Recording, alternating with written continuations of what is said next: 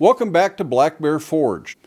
Today I thought we would take a look at a little bending jig. This was sent to me by Steve over at Foxwood Forge, and he sent this as a gift with no expectations, but I thought I would show it to you because I think this is really a pretty clever idea. I've seen similar things, but having never gotten around to making one myself, it's really nice to have one somebody else has made and taken the time to get it just right.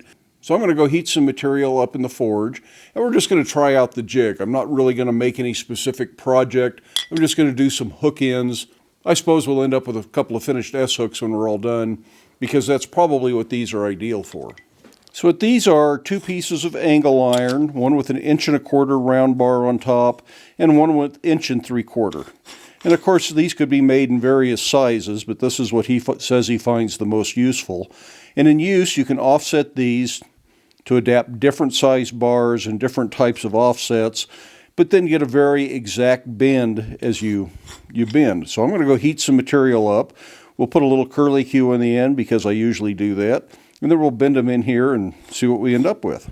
So I'm just starting with a piece of 1/4 inch square bar because it's what I usually make my S-hooks out of. I'll just draw out a little taper there and put the little curly Q on there. Then we'll go to the jig. So I'll start just by setting the thickness of the stock, and then I'll tighten the vise. Then we can bend that around, and that makes for a very nice hook.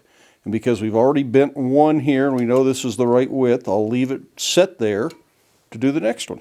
So I don't have to mess with the vise this time because that's already set. And I should end up with exactly the same hook on both sides. That looks very functional. It's a little bit bigger hook than I typically use, so this bar is cut a little short for this. But as long as you adapt and make the bar the right length, this was a 7-inch bar. I think 8 or 9 inches would have made a little prettier S-hook. But that would work just fine. Very slick, very good repeatable results. Let's take a look at a couple of different pieces of material just to see what else we can do. So I'm going to do the same thing more or less. I think I'll just do a little parallel taper and scroll. This is 3/8 round bar.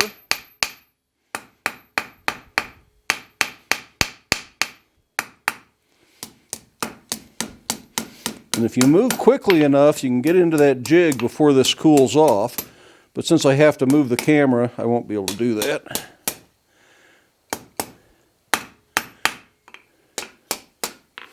Starting with a different thickness of material, so I loosen these up in the vise to make the adjustment. I think I'll go around the small one again, just because I think it's a good size for this.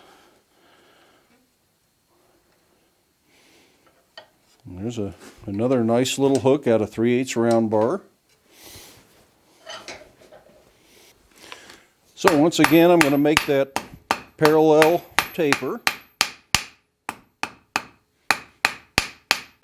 When you're doing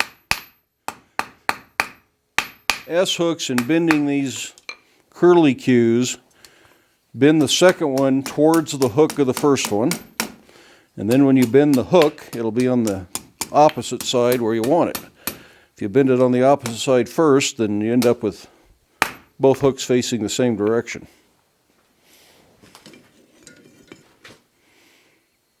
So once again, there's no need to adjust the hook for the second, or the jig for the second hook. Now I had that a little bit cold right there, so it kinked. It has nothing whatsoever to do with the jig, but we can use the jig to fix it.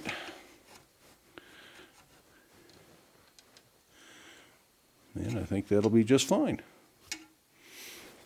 Now this jig looks like it works really well for bending hooks, and that's really what I think it's designed for. But I want to see about a ring handle that would go on the end of a tool handle, such as a fireplace poker. I don't know if this will center the ring back up for me or not.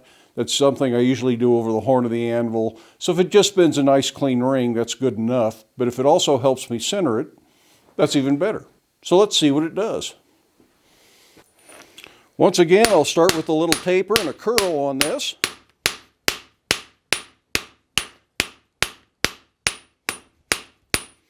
Very common for little things like this.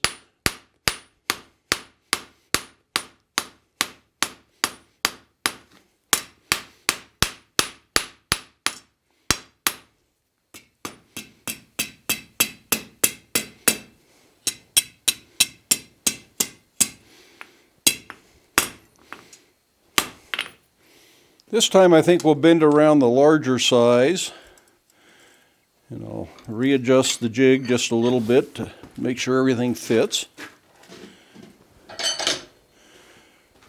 And hope I missed the tripod, which I did. So that bends the ring very nicely. Yep, I don't really need to loosen the vise. So the question is, can I do the back bend in the ring to center that up on the handle? So that back bend then would just be bringing it to here and bending it. It looks like there could be a little bit of hammer work around this. There might be just a little bit of back and forth to get all this to go just right, but it does look like it will do it, which is better than a lot of the little jigs that I've used in the past. A little bit of cleaning up on the anvil I think will be in order, but that gets it pretty darn close.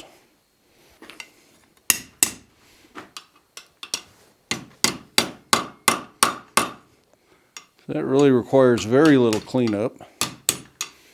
So I'm pretty happy with the way that works. And again, that little jig came from Steve at Foxwood Forge. Looks like it's got some real potential. I think I'll get a lot of use out of that in the shop. So thank you very much, Steve, for sending that out.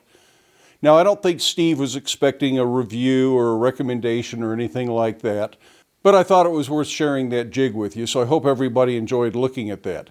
If you are looking for more information on that jig and some of Steve's other work, he does have a YouTube channel, Foxwood Forge, and I'll link to that right up here in this corner and see if I can find his video on how to use this jig.